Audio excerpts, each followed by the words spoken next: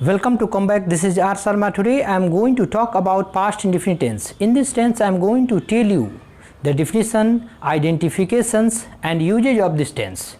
The usage which I am going to tell you will be 0 to advanced level. तो let's start this tense. सबसे पहले मैं इस tense की definition को बताने जा रहा हूँ. इसका डिफिनीशन यह होगा कि that form of verb which indicates that an action completed in past time whose effect is not going on now, such action is called past indefinite tense.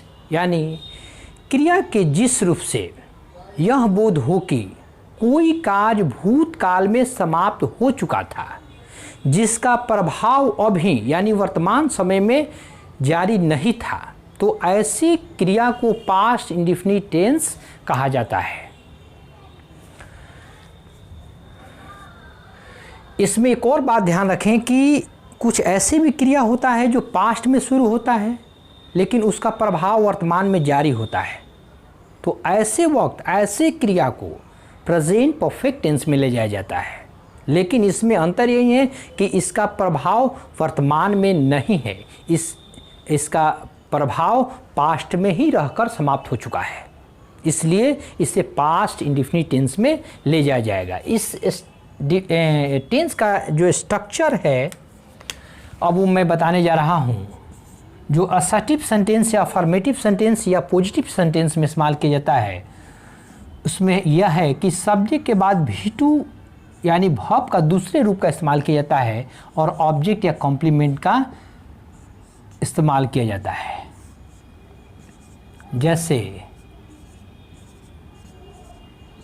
Indira Gandhi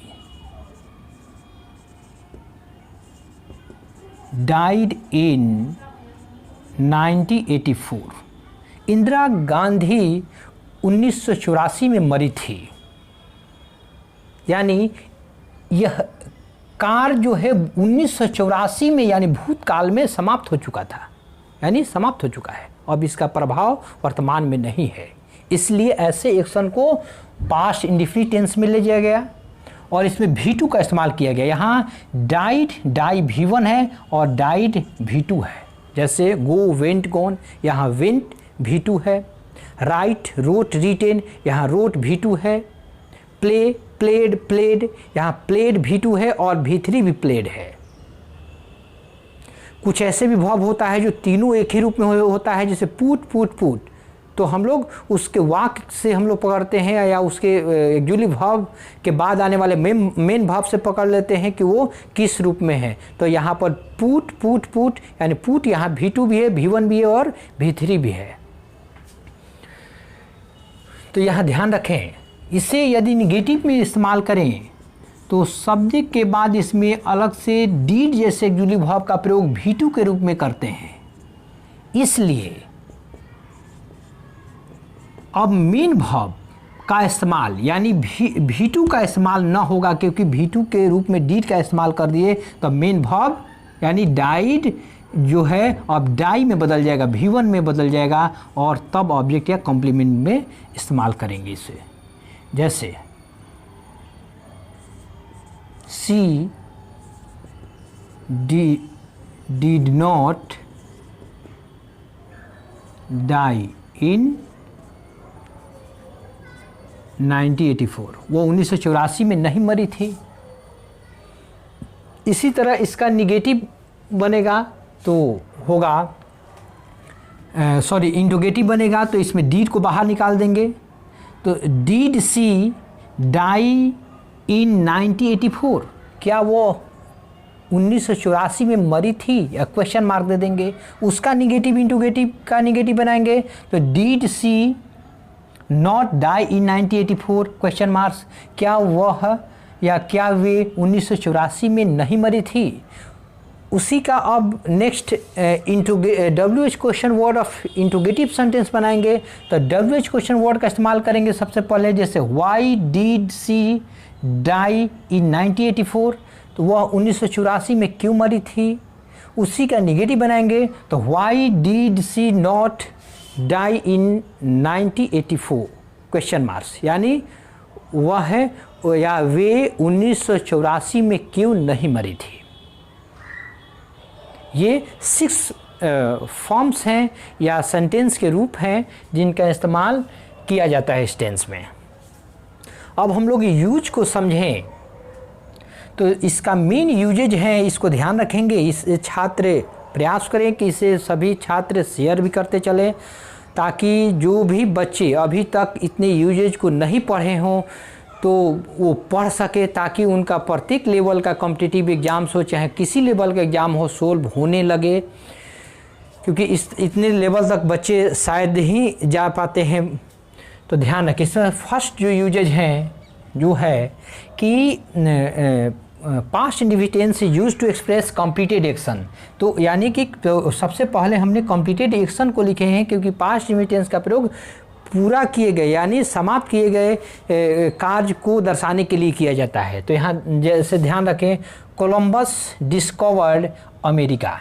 Columbus ने अमेरिका को खोज किया था, तो ये बहुत पहले की घटना है, यानी कि यह अमेरिका का खोज बहुत पहले हो चुका है, यानी पास्ट में ये एक्शन को बताया गया।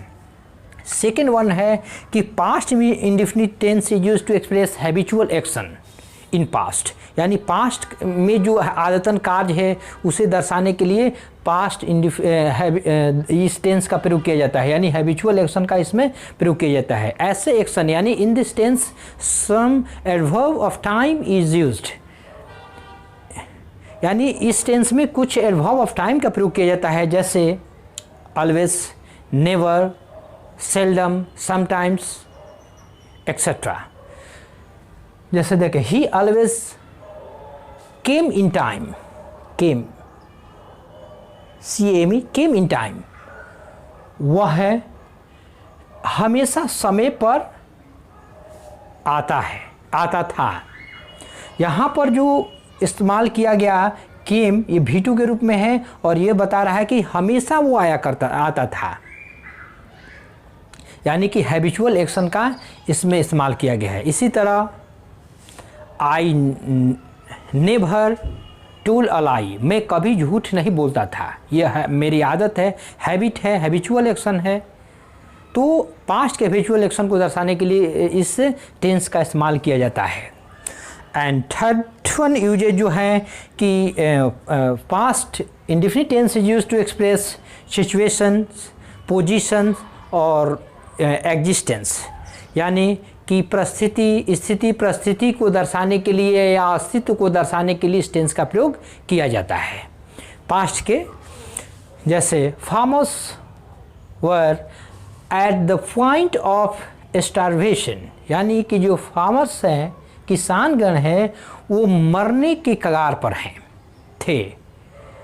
तो यहाँ पर जो स्थिति बता रहा है कि मरने के कगार पर हैं, किस पॉइंट पर हैं, तो मरने के यानी भूखे मरने के कगार पर हैं।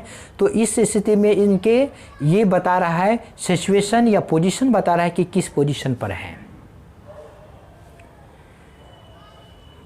माई ग्रैंडफादर वॉज अ डॉक्टर, मेरे दादा एक डॉक्टर थे, तो उनका पोजीशन जो बता रहा है पास्ट का, वो डॉक्टर होने का।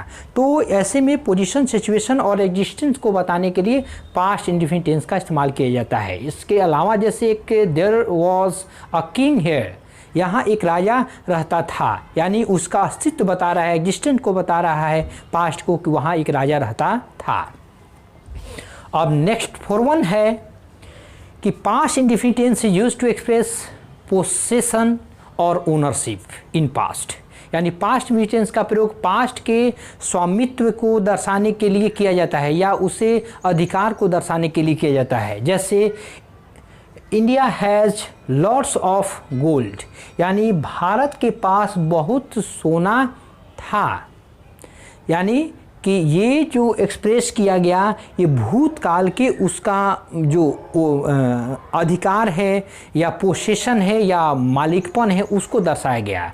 सी हैज़ अ कार, उसे एक कार था या थी, तो यानी उसे भूतकाल में वो कार थी, यानी उसे भूतकाल के पोसेशन को या ओनरशिप को दर्शाया गया।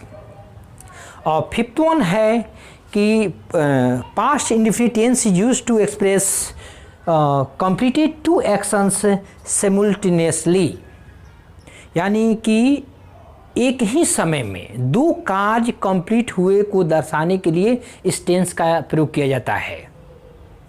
यानी कि पास्ट टाइम्स में एक ही साथ दो कार्य हुआ और दोनों कार्य साथ ही साथ समाप्त हो गया, तो ऐसे एक्शन को हम लोग पास्ट इंडेफिनिट टेंस में बोलेंगे। जैसे व्हाइल दे डांस्ड, जब वे लोग डांस करते थे तो वी सेंग सॉन्ग्स, तो हम लोग गाना गाते थे। यानी कि जो कार्य था वो जैसे ही उन लोगों को के डांस करने का शुरू होता था वैसे ही हम लोग क्या करते थे, सिंग अ सॉन्ग, हम लोग गाना गाने लगते थे। तो ये दोनों कार्य क्या है, एक ही समय में होने वाले कार्य हैं, तो ऐसे एक्शन को दर्शाने के लिए पास्ट इंडेफिनिट टेंस का प्रयोग किया जाता है। अब नेक्स्ट वन यानी 6 वन है कि past indefinite tense is used to express completed one after another actions instantly, यानी कि कुछ ऐसे कार्य जो भूतकाल में एक दूसरे के बाद तुरंत हुआ हो, तो ऐसे एक्शन को दर्शाने के लिए पास्ट इंडेफिनिट टेंस का प्रयोग किया जाता है। यानी कि ऐसे एक्शन में दो कार्य हुआ रहता है, एक कार्य पहले हुआ रहता है, एक कार्य बाद में हुआ रहता है, लेकिन दोनों कार्य के एक दूसरे के बाद होने का जो अंतराल होता है बहुत कम होता है। तो ऐसे में दोनों एक्शन को हम लोग पास्ट इंडेफिनिट टेंस में ही दर्शाते हैं। जैसे हम लोग खाना खाने के पहले हाथ धो लेते हैं, तो ऐसे में ध्यान रखें कि हम लोग खाना खाने के पहले कितने देर पहले हाथ धोते हैं, तो इसमें आपको स्पष्ट होगा कि थोड़ी देर पहले हम लोग हाथ धोते हैं, तुरंत खाना खा लेते हैं। तो इसी तरह एक एग्जाम्पल और है कि when I open the door, जब मैंने दरवाज़ा खोला, तो द कैट रन अवे, तो जो बिल्ली है वो भाग गई। यानी कि ध्यान रखें, ये एक्शन को समझें। यदि ये ऐसा एक्शन आपके भी कभी एक्सपीरियंस में आया होगा कि कभी दरवाज़ा खोले होंगे और तुरंत वो बिल्ली भागी होगी, यानी कि एक दूसरे कार्य के जो समय का अंतराल है बहुत कम है। तो ऐसे एक्शन को हम लोग पास्ट इंडेफिनिट टेंस में दर्शाते हैं। ध्यान रखें, ऐसे एक्शन को ज़्यादातर ये दोनों पर ये कॉम्पिटिटिव एग्जाम में प्रश्न पूछे जाते हैं। नेक्स्ट, अब कुछ ऐसे एक्शन को मैं बताने जा रहा हूं जो आपको देखने में तो पास्ट जरूर है, इनके स्ट्रक्चर V2 के रूप में यानी वर्ब को जरूर दिया गया है, लेकिन कुछ ऐसे एक्शन है जो आपको प्रेजेंट को इंडिकेट कराएगा, कुछ ऐसे एक्शन है जो फ्यूचर को इंडिकेट कराएगा।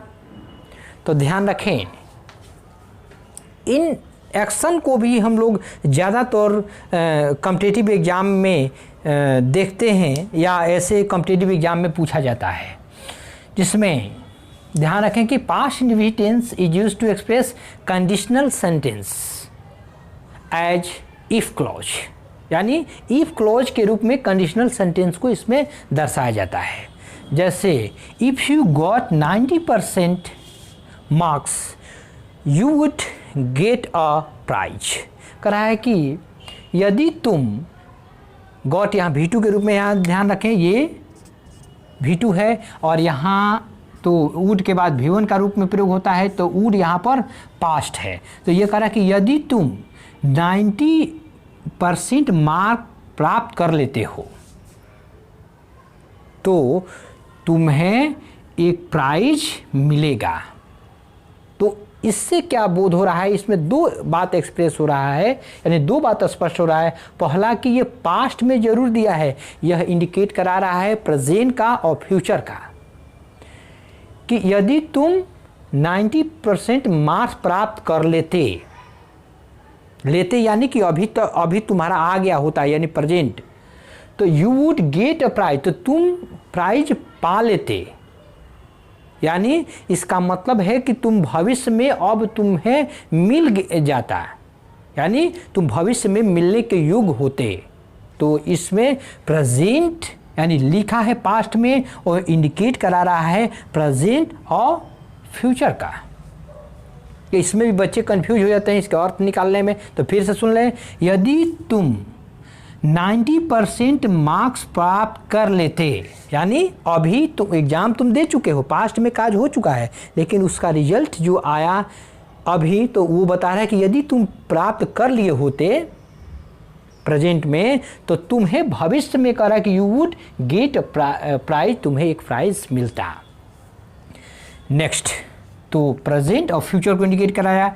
नेक्स्ट है कि past indefinite is used to express wishes, यानी हमें इच्छा को दर्शाने के लिए पास्ट इंडिफिनिट टेंस का प्रयोग किया जाता है। लेकिन ऐसे में भी हम लोग पास्ट को जरूर इंडिकेट कराते हैं, लेकिन ऐसे यानी कि पास्ट में स्ट्रक्चर को जरूर रखते हैं, लेकिन ऐसे स्ट्रक्चर से प्रेजेंट और फ्यूचर का इंडिकेशन मिलता है। जैसे आई विश का मतलब हुआ काश, काश आश्चर्य में भी व्यक्त किया जाता है, इच्छा है। काश आई वर अ किंग, काश में राजा होता, यानी कि ये इच्छा जता रहा है कि वर्तमान में यदि मैं राजा होता, या इसमें यह भी बात है कि भविष्य में भी मैं काश राजा हो जाता। तो ये लिखा है पास्ट, देखिए यहाँ ध्यान रखिए, विश तो ऐसे प्रेजेंट है और यहाँ पर V2 के रूप में पास्ट दिया गया है। कह रहा है कि यदि मैं राजा होता, तो ध्यान रखें कभी भी ऐसी इच्छा को दर्शाने के लिए हम लोग आई के साथ प्लूरल रूप में वर का इस्तेमाल करते हैं, ही के साथ वर का इस्तेमाल करते हैं। इसी तरह I wish I were a bird, काश में एक चिड़िया होता, तो I would fly in the sky, मैं आकाश में उड़ता। तो ये पास्ट में लिखा है, वह पास्ट है जो इंडिकेट करा रहा है प्रेजेंट का और फ्यूचर का। नेक्स्ट 9(1) है कि it is time plus past tense, यानी इट इज़ टाइम के बाद पास्ट इंडिफिनिट टेंस का प्रयोग किया जाता है, यानी पास्ट में वो वर्ब को रखा जाता है, यानी V2 में रखा जाता है। जैसे इट इज़ टाइम, या इसका अर्थ है कि वही समय है, ये प्रेजेंट में रखा गया। इसमें भी बच्चे कंफ्यूज होते हैं क्योंकि ये पहला सेंटेंस यदि प्रेजेंट में देखते हैं तो अगला को भी प्रेजेंट में रखने का प्रयास करते हैं। ऐसे कॉम्पिटिटिव एग्जाम्स में कई बार इस पर प्रश्न आया है, तो ध्यान रखें। ये इट इज़ टाइम दिया हो या इट इज़ हाई टाइम दिया हो, तो ध्यान रखिए उसके बाद जो सेंटेंस आएगा वो पास्ट इंडिफिनिट टेंस में ही आएगा। तो इट इज़ टाइम, यह वही वक्त है। वी टूक आवर लंच, हम लोग अपना लंच करते, यानी इसका मतलब है कि यह लंच करने का यही समय है, यानी कि यही समय है हम लोग लंच करते थे, जब हम लोग लंच करते थे, यानी कि वो पास्ट के कार्य को दर्शा रहा है, लेकिन वो वर्तमान में अभी बैठा हुआ है, वर्तमान से इंडिकेट करा रहा है पास्ट को, यानी कि इसमें जो बोध हो रहा है प्रेजेंट का। जैसे हम लोग ये कहते हैं यही समय है या यही समय था जब हम लोग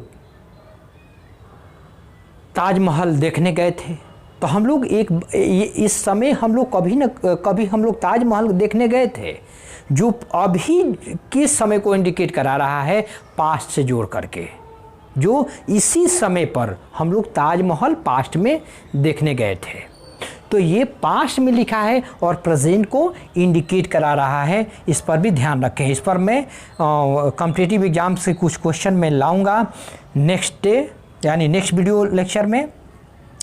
और नेक्स्ट वन है यानी 10th जो यूजेज है कि कुछ ऐसे देखने में आपको यूजेज लगेंगे, यानी कि वर्ब्स लगेंगे जो पास्ट हैं, जिनसे प्रेजेंट, एडवाइस या सजेशन का बोध होता है। जैसे had better, had rather, had sooner, would rather.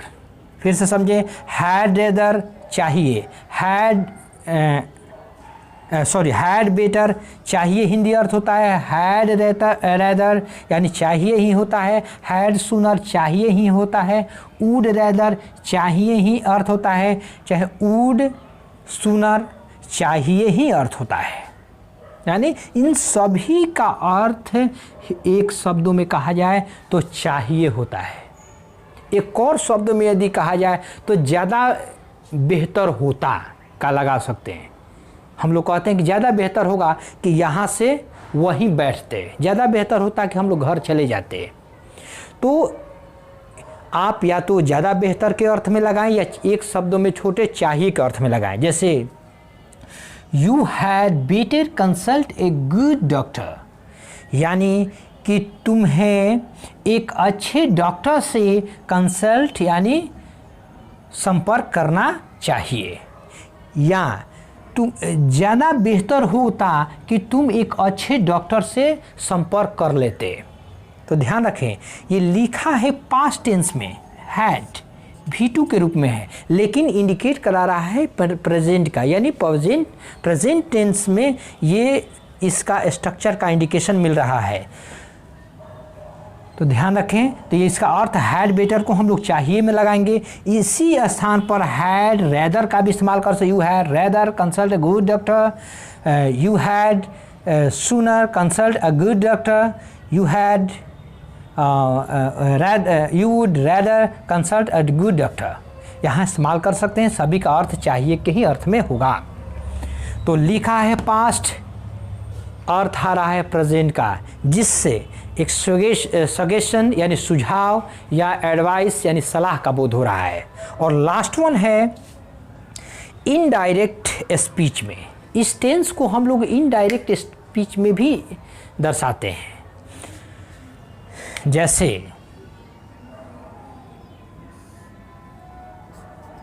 ही, यहाँ एग्जाम्पल दिया है, he said I will go home,